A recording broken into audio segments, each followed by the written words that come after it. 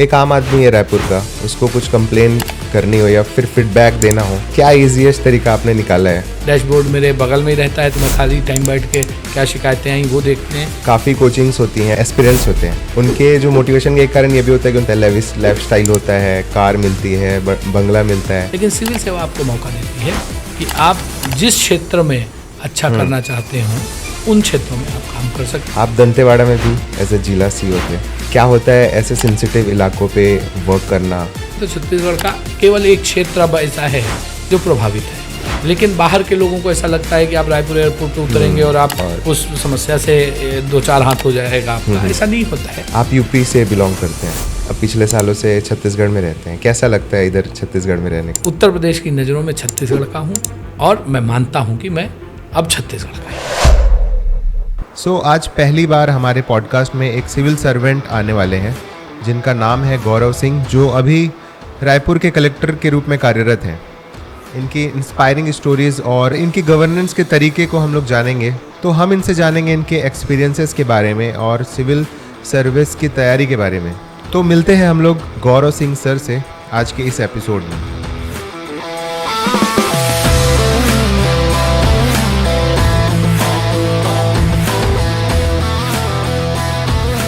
First question यही है, मेरा काफ़ी क्यूरियस हूँ कि इतने बिजी शेड्यूल पे आप इतने काम और फोकस्ड कैसे रहते हैं और इतने सारे अलग अलग डिपार्टमेंट्स आपको एक दिन में हैंडल करने पड़ते हैं, तो आप इन सबको कैसे मैनेज करते हैं? देखिए, आपकी कॉन्सेप्ट की क्लियरिटी होनी चाहिए, आपको क्या करना है और कैसे करना है। अगर आपको ये क्लियरिटी रहती है तो फिर काम करने में कोई समस्या नहीं आती है। और हमारी प्रशासनिक सेवाओं की जो ट्रेनिंग है, और जब हम फील्ड में भी ट्रेनिंग करते हैं, जब हम अपने पुराने अधिकारियों के साथ ट्रेनिंग लेते हैं, तो इन सब चीज़ों की ट्रेनिंग मिल जाती है और समय रहते चीज़ों को कैसे करना है इसकी एक आदत पड़ जाती है। अच्छा, मैक्सिमम आपने कितने मीटिंग्स अटेंड किए होंगे एक दिन में? कई बार होता है। देखिए, कई बार तो हम लोग मीटिंग लेते हैं, जैसे मैं सामान्यतया बाकी दिन फील्ड के लिए रखता हूँ और एक दिन में लगभग सारी मीटिंग्स करता हूँ, तो 10, 12, 15 मीटिंग्स भी हो जाती हैं। ओके, सो वाई सिविल सर्वेंट्स? आप आई थिंक एक टीचर के बेटे हैं, तो ये भी बेसिक जिम्मेदारी रहती है कि घर संभालना है ये सब, और सिविल सर्वेंट में आई थिंक जो प्रिपरेशन का टाइम होता है उस पर 4-5 सालों तक कोई अर्निंग नहीं होती है। नहीं, ठीक है, होता है। मैं बेसिकली इलेक्ट्रॉनिक्स इंजीनियर हूँ जी, और जब मैं ग्रेजुएशन करके निकला तब भी नौकरी थी, फिर मैंने वो छोड़कर पोस्ट ग्रेजुएशन और पीएचडी की। उस टाइम मुझे स्कॉलरशिप मिलती थी और वही टाइम मैंने तैयारी में किया। तो हाँ, ठीक है कि घर की मदद नहीं कर पाता था, लेकिन घर पर कोई बोझ नहीं था। इसलिए दोनों चीज़ों को बैलेंस किया। और सिविल सर्विसेज क्यों, उसके लिए मेन भाव ये है कि एक ऐसा क्षितिज देता है जिसमें आप समाज के हर वर्ग के लिए काम कर सकते हैं। बाकी में आप व्यक्तिगत काम करते हैं जी, एक पर्टिकुलर, जैसे आप टीचिंग में हैं तो आप केवल टीचिंग में अच्छा करते हैं, लेकिन सिविल सेवा आपको मौका देती है कि आप जिस क्षेत्र में अच्छा करना चाहते हो उन क्षेत्रों में आप काम कर सकते हैं, या आप अपनी क्षमताओं को देश और समाज के हित में ज़्यादा से ज़्यादा नियोजित कर सकते हैं।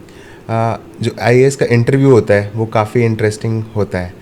अगर आप बता पाए कि आपसे क्या क्वेश्चन पूछा गया था? बहुत इंटरेस्टिंग होता है। जैसे मुझे याद है कि मुझसे पूछा कि गौरव का नाम गौरव क्यों, आपका नाम गौरव क्यों है? तो मैंने कहा कि भाई, जिस समय नाम रखने का अधिकार मेरा तो नहीं था, नाम रखने का अधिकार तो माता पिता का था, लेकिन आज जब मैं आपके सामने बैठा हूँ ये इंटरव्यू बोर्ड के, तो मुझे लगता है कि माँ बाप ने भविष्य को देख लिया होगा कि ये बच्चा कभी मुझे गौरव करने का अवसर देगा, गौरवान्वित का अवसर देगा। ऐसे ही चूँकि मैं IIT दिल्ली से PhD कर रहा था, तो मुझसे पूछा गया कि आप तो विदेश भी जा सकते हैं, तो कहीं ये ब्रेन ड्रेन वाली स्थिति तो नहीं है कि आप टेक्निकल फील्ड से सिविल से? तो मैंने कहा this is not brain drain. अगर आप कह रहे हैं कि मैं विदेश जा सकता हूँ और अच्छा काम कर सकता हूँ, तो अगर मैं देश में रहकर देश में भी रहकर जो मैंने सीखा है उसको समाज हित में ले आऊँगा, तो इसे ब्रेन गेन कहना चाहिए, न कि ब्रेन ड्रेन। ऐसे तमाम सवाल होते हैं। ओके, प्रिपरेशन के दौरान जो काफ़ी कोचिंग्स होती हैं और जो एस्पिरेंट्स होते हैं, उनके जो मोटिवेशन का एक कारण ये भी होता है कि उनको बताया जाता है लेविस लाइफ स्टाइल होता है, कार मिलती है, बंगला मिलता है, तो ये सारी चीज़ें भी लोग आजकल काफ़ी लोग प्रिपेयर कर रहे हैं इन कारणों से। तो क्या होता है एक्चुअल में? देखिए, दोनों चीज़ें हैं। जब आप छात्र होते हैं, हाँ, तब आपके मोटिवेशन के स्तर कुछ भी हो सकते हैं। लेकिन जब आप इस सेवा के अंदर आते हैं तो सेवा में जब तक आप नहीं आते तब तक बाकी चीज़ें आपको बाहर से दिखती है, लेकिन जब सेवा का हिस्सा बन जाते हैं तब सेवा की गंभीरता, समाज के प्रति आपकी जवाबदेहता, ये सारी चीज़ें हो जाती हैं। तो कई बार जब हम छात्र जीवन में होते हैं तो जिन चीज़ों की आप चर्चा कर रहे हैं वो हो सकता है आकर्षण का केंद्र हो, और मेरा मानना है किसी लक्ष्य को पाने के लिए अगर कोई भी आकर्षण आपको किसी अच्छे लक्ष्य की ओर ले जाता है तो उसे बुरा नहीं मानना चाहिए। हाँ, वो जो आकर्षण है वही आपका अंतिम लक्ष्य बन जाए, ये नहीं होना चाहिए। अभी के जैसे 2024 के जो प्रिपरेशन होता है, आपको लगता है कि अभी सैचुरेशन थोड़ा IAS एग्ज़ाम या फिर जो भी UPSC के एग्ज़ाम्स में अभी सैचुरेशन आने लग गया है, काफ़ी लोग प्रिपेयर करते हैं और 5-6 सालों तक प्रिपेयर ही करते रहते हैं? देखिए, ये देश की सबसे प्रतिष्ठित सेवा है, तो हर बच्चा, हर गार्जियन चाहता है कि एक बार इस सेवा का हिस्सा बना जाए, और लोग तैयारी करते हैं और लाखों लाख लोग तैयारी करते हैं और सीटें कम होती हैं। लेकिन आप ये देखिए, जो व्यक्ति तैयारी करता है वो कम से कम इस पूरी व्यवस्था को जान जाता है कि हमारी राज व्यवस्था कैसी है, हमारी वो है। भले वो इस सर्विस का हिस्सा न बने, लेकिन वो जिन सेवाओं में जाता है, अगर वो शिक्षक बनता है तो एक अच्छा शिक्षक बनता है, जिन सेवाओं में जाता है वो देश के लिए एक असेट का काम करता है। तो उसे असफलता या सफलता से ना आंका जाए, इसको इस आधार पर माना जाए कि जो कुछ लोग भाग्यशाली थे वो इस सेवा का हिस्सा बने, और जो बाकी लोग नहीं सफल हो पाए वो देश की अन्य सेवाओं में अपनी क्षमताओं को नियोजित कर रहे हैं। जैसे यहाँ बिलासपुर है, वहाँ काफ़ी लोग प्रिपेयर करते हैं, जैसे दिल्ली का मुखर्जी नगर बोला जाता है उसको। तो बहुत सारे लोग ऐसे हैं जो छोटे मोटे गाँव से भी आए हैं और एस्पिरेंट हैं, तो उन लोग प्रिपेयर करते हैं और 5-6 सालों के बाद प्रिपेयर करने के बाद उनके पास जॉब भी नहीं मिलती है और कोई अपॉर्चुनिटी नहीं रहती। तो आप ऐसे सिचुएशन पे क्या एडवाइस देना चाहेंगे? देखिए, मैं ये कहूँगा कि अगर आप गंभीर प्रतिभागी हैं तो ये संभव नहीं है कि आप अगर एक परीक्षा में नहीं उत्तीर्ण हुए तो आप अन्य परीक्षाओं में नहीं उत्तीर्ण होंगे। अगर आपने गंभीरता से समय को उपयोग नहीं किया है तो जो आप कह रहे हैं वो होगा। अगर आपने गंभीरता से किया है तो ये संभव नहीं है कि वो किसी न किसी सेवा का हिस्सा न बने। मैं ऐसे सभी छात्रों से कहूँगा कि वो पूरी ईमानदारी से, पूरी गंभीरता से तैयारी करें, और अगर कभी भी जो चीज़ जिसके लिए आपने तैयारी की है नहीं मिलता है तो उसके अलावा भी विकल्प है। कभी जीवन किसी एक परीक्षा से ख़त्म नहीं होता। जो कहा गया है कि जड़ता का नाम जीवन नहीं है, पलायन पुरोगमन नहीं है, आदमी को चाहिए जूझे परिस्थितियों से लड़े, एक स्वप्न टूटे तो दूसरा गढ़े। वाह, ठीक है। आप दंतेवाड़ा में भी एज ए जिला CEO थे। क्या होता है ऐसे सेंसिटिव इलाकों पे वर्क करना? देखिए, निसंदेह रूप से आपके परिवार को, आपसे जुड़े लोगों को एक थोड़ा सा भय होता है, और ख़ासकर जो लोग उस जगह को विजिट नहीं किए होते उनको भय होता है कि आपका कोई नियर एंड डियर वहाँ सर्विस कर रहा है। लेकिन एज ए अधिकारी बहुत ही, मैं तो कहूँगा, जिसको भी अवसर मिलता है वो सर्विस का उसका स्वर्णिम काल है। आप ऐसे लोगों के लिए काम करते हैं जो विकास की मुख्य धारा से बहुत दूर हैं, और अगर आपके प्रयासों से इनके जीवन में एक दिशा मिलती है तो मुझे लगता है हर अधिकारी के जीवन को सार्थकता मिलती है। मैं अपने दंतेवाड़ा CEO जिला पंचायत कार्यकाल को अपने सेवा काल का सबसे स्वर्णिम काल मानता हूँ। ओके। जैसे कि बाहर हम कहीं भी जाते हैं, छत्तीसगढ़ को जब भी नाम लेते हैं तो 2 ही 3 चीज़ उनके दिमाग में होता है। एक होता है नक्सलिज्म। तो दंतेवाड़ा में आप जब वर्क कर रहे थे तो क्या फियर, टेरर वैसा होता है या फिर उससे कम होता है?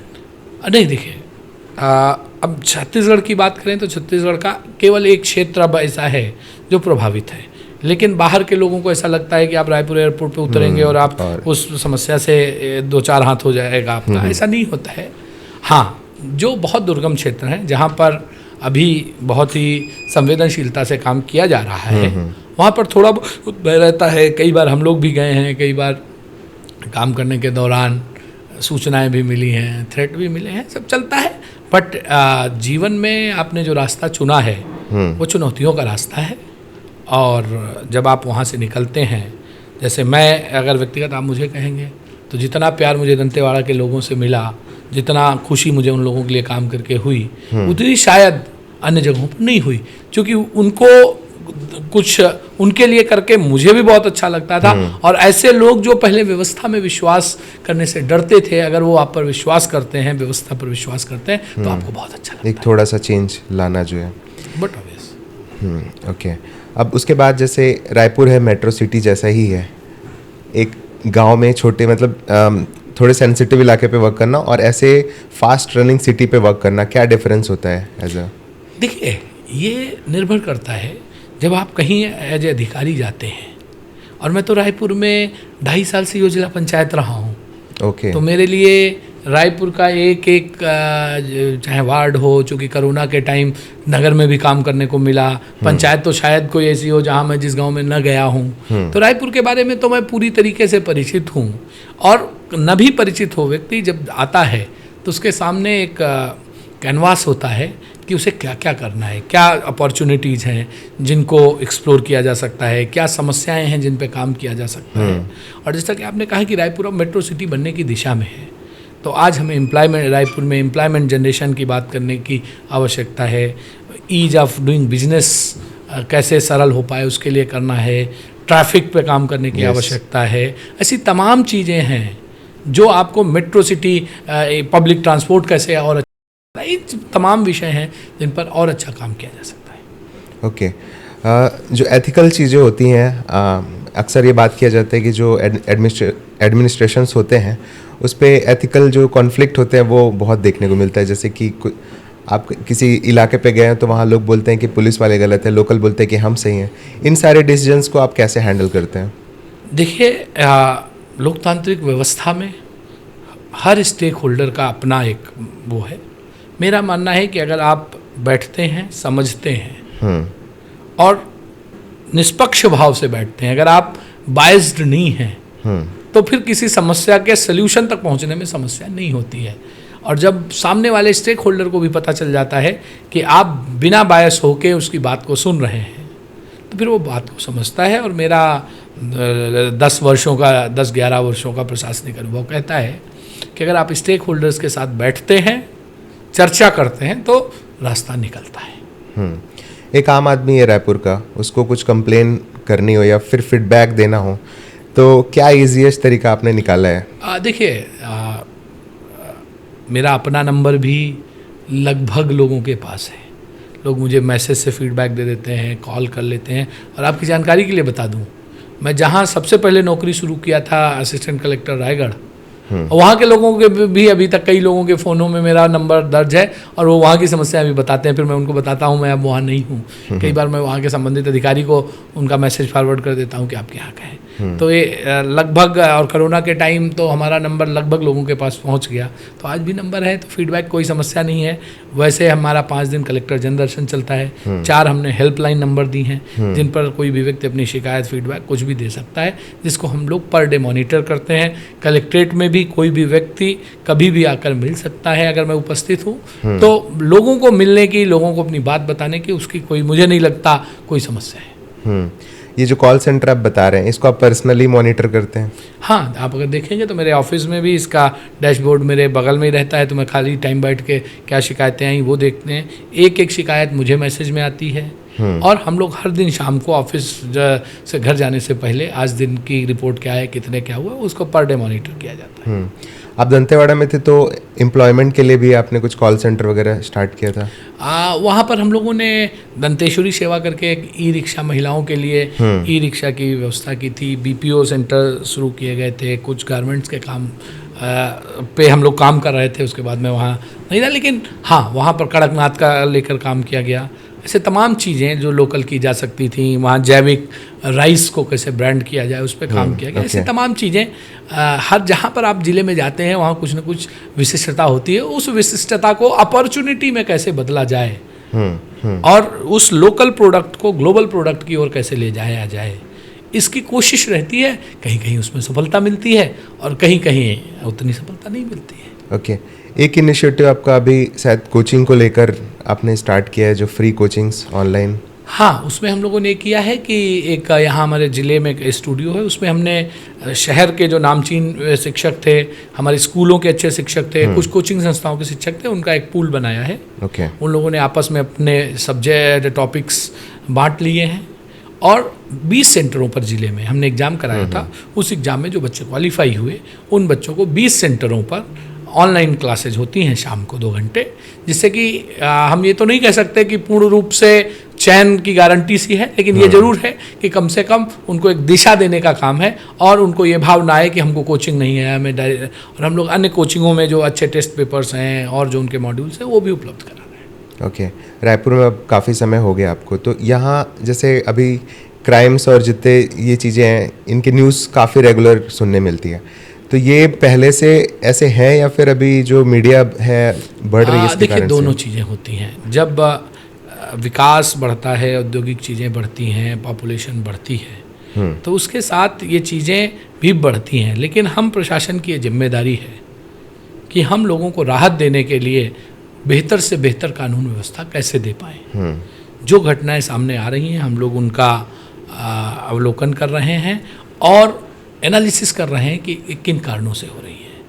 कहीं नशा तो इसका कारण नहीं है या कहीं कोई अन्य कारण तो नहीं है, और उस पर हम मतलब जो घटनाएं हो रही हैं उन पर तो कार्रवाई कर रहे हैं, आगे ना हो उसके लिए भी हम कार्य योजना तैयार करके काम कर रहे हैं। ओके, आप यूपी से बिलोंग करते हैं और अब पिछले सालों से छत्तीसगढ़ में रहते हैं, कैसा लगता है इधर छत्तीसगढ़ में रहने का? बहुत अच्छा है, बहुत अच्छा है।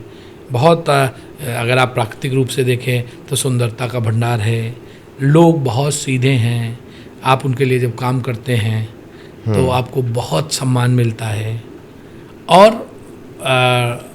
जब आप 10-12 साल जहाँ रह लेते हैं तब फिर आपको घर अपना वही प्रदेश लगने लगता है। अब मैं उत्तर प्रदेश की नज़रों में छत्तीसगढ़ का हूँ और मैं मानता हूँ कि मैं अब छत्तीसगढ़ का ही हूँ। अच्छा, आप सूरजपुर में भी रहे हैं जी। उधर कैसा लगता है आपको वर्क करना? थोड़ा सा इधर से डिफरेंट है? देखिए हर जिला हर परिस्थिति अलग होती है। जैसे मुझे याद आता है सूरजपुर से 150 किलोमीटर दूर एमपी बॉर्डर पे बिहारपुर हुआ करता था। वहाँ जब हम लोग गए, वहाँ के लोगों के लिए काम किया। काम तो पूरे ज़िले के लिए किया जाता है, लेकिन कुछ ऐसी जगह होती हैं जहाँ तक सामान्यतया प्रशासन उस गति से नहीं पहुँचा होता है जिससे पहुँचना चाहिए। तो अब जब वहाँ जाते हैं, वहाँ के लोगों के लिए काम करते हैं, वहाँ के लोगों का स्नेह मिलता है तो बहुत अच्छा लगता है। थैंक यू, आपने अपना वैल्यूएबल टाइम दिया है। और नहीं, अच्छा है कि आप सब लोग नए तरीके से रोज़गार का सृजन कर रहे हैं, लोगों तक पहुंच रहे हैं, लोगों के अंदर एक नई आशा जगा रहे हैं कि इस तरीके से भी लोगों तक पहुंचा जा सकता है, और नए जॉब क्रिएशंस और अपॉर्चुनिटी क्रिएशंस किए जा रहे हैं। इसके लिए आप भी बहुत बहुत बधाई के पात्र। Thank you sir.